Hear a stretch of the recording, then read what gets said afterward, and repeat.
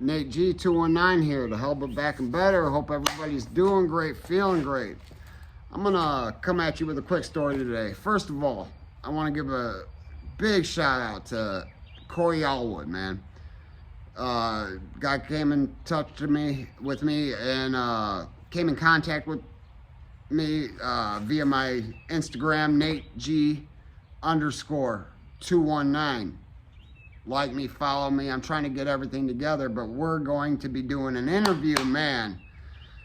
We're going to be doing an interview. I can't wait. And it'll be my first interview. We're going to do it through the phone. You know how I feel, hell with it. But I'm going to bring one quick one to you, you know, another fight story. One hell of a battle. This man named Earl Beam and what was he? His name, they called him Weddle. I don't know what his real name, but y'all know what Weddle means. White boy, if you don't. So, and Weddle was a part of an organization called the 2-6 Gangsters, 2-6 Bunny Gangsters. All right, they're a branch, they're Latin folks. They're a branch off of Gangster Disciples, or a branch of the Latin folks that follow under Gangster Disciple laws and rules and whatnot. Therefore, Weddle had an ego that he had to uphold. He had, you know, he hadn't been there very long. And again, this was at ISO Lakeside, a level 2 yard, level 1-2, and it's a very small yard. They called it Little Westville, but there was like 300 some people there. Very small, open dorms, pretty easy going place. You know, that's where I started my bid. Not where I was going to end up. And it didn't take long to get to where I ended up. But this is a story about before what I learned what prison really was. Not this crap. I mean, and yes, in ISO there were fights. There were fights all the time. And there were a couple people toting bangers, you know. Weaponry of what most people think everybody has in prison. It's not at every prison. There were a few of them. At one point in time, they found a pistol, a real pistol, in the ceiling there. I'm not sure the details of everything, but I think I can't speak on that. I don't know a whole lot about that one, but I know for a fact there was a pistol found there at one point in time. Now you got to understand, things can get thrown over the fence if there's a guard not on their stuff. And sorry, I'm trying to watch the language, follow some community guidelines. I mean, try to remain PG-13, but this interview, this is gonna be raw, real cut and raw, and it's gonna be a banger. The one I'm gonna be done in the next couple days, I'm hoping. So, but anyways, man, Weddle had started storing cigarettes out, fronting people things and stuff like that, and there was also a couple batches of hooch going around, but again, this is open dorm, shakedowns a lot, you know, so it's hard to brew wine in there and not get caught. I mean, yes, you know, 3 out of 5 make it and get caught. The other 2 will probably make it through. But when they do, you know, people start to party and people start to drinking, and you know how it is. People get the rowdy. Well, Weddle had fronted Earl Beam. I mean, Earl Beam, what a name, man.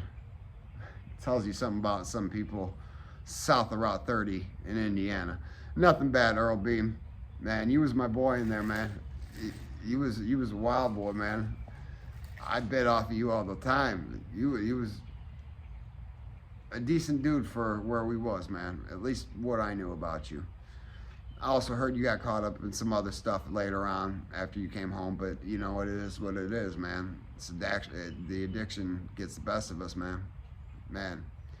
But anyways, Weddle had been drinking. No, he hadn't been drinking, but Earl, he was lit. Like, almost looked like he was fall over drunk. It almost looked like he was, I mean, he was having a great time. And then Weddle, hey man, I need that $3 for those squares. And before Earl could say a word, Weddle takes off on him. Earl's sitting down on the bottom bunk. So when he stands up, he's got to get out in between this cabinet and without hitting his head on the top rack, because he's sitting on the bottom bunk. He get boom, stole off him, right in his jaw, boom, without zero reaction. Dude turns into hillbilly ninja from hell, Southern Indiana. Started just putting the putting the beaters on him, man. Bro, this about 2 months later is when I went behind the wall. I saw Wedo. His eyes were still, broken blood vessels. So that just goes to show it's not what you represent, it's who you are. And not one of his homies came to aid. That's what I'm talking about, the structure. There was a very, very good quote amongst my organization. We come as one. So, unless, say I was wanting to rumble a one-on-one, and both organizations agreed we can do this, it's a sanctioned one-on-one. They're not going to let us kill each other unless that's what we want to do, unless that's our choice, but they're going to all try to talk us out of it because the heat that shit's going to bring, it's going to be insane. Like, we're in a short-timer camp. We don't need to kill nobody. But, I mean, unless it's an orchestrated one-on-one, man, we come as one. So 10 of us is me. 100 of us is me. Because we come as one. Think about that. Prison politics, in effect. Had to get in there. But this one, no, they weren't. Prison politics saw that coming and they took off the other way. They was out the back emergency door, the fire escape. They was gone. Ghost. Do not recover. But anyways, I just wanted to get a quick one in for you guys today. I know it's been a couple weeks. It's been hectic. Been working, haven't been sleeping great, Again, the mental illness. Corey and I are going to be discussing the mental illness. It's going to probably be a 2, maybe 3-part story. Just his story from 20 years behind bars in Indiana's facilities. Some in where I was and some not, but 12 of those years in solitary confinement, segregation, supermax, level 5. That's what that is.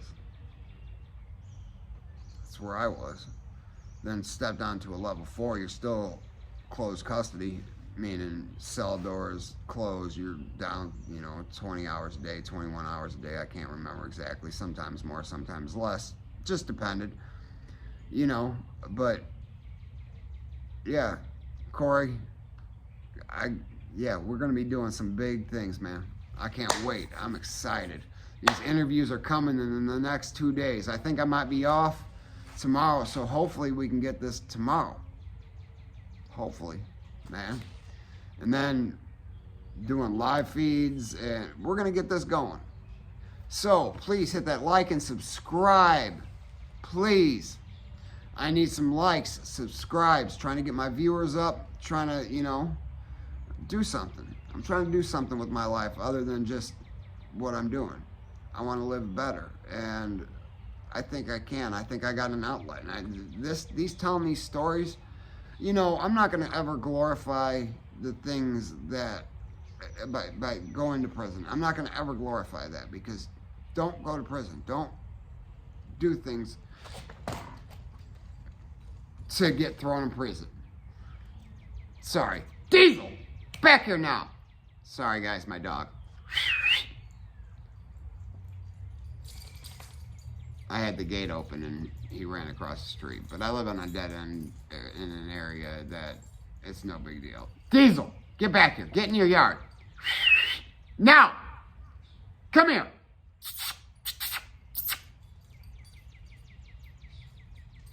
Diesel, right here. Go that way. Sorry, guys. I don't know if I'm going to cut that out or not. Diesel, no! Can't whistle for shit anymore either. Come on, Diesel. Anyways, guys, I obviously got to attend to the dog, or he's going to try to go play with squirrels or something. He's a coonhound mix, so you know how they are.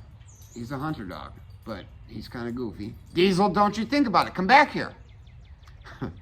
But hey, if they ain't hating it, you ain't making it. That's another one out. Love.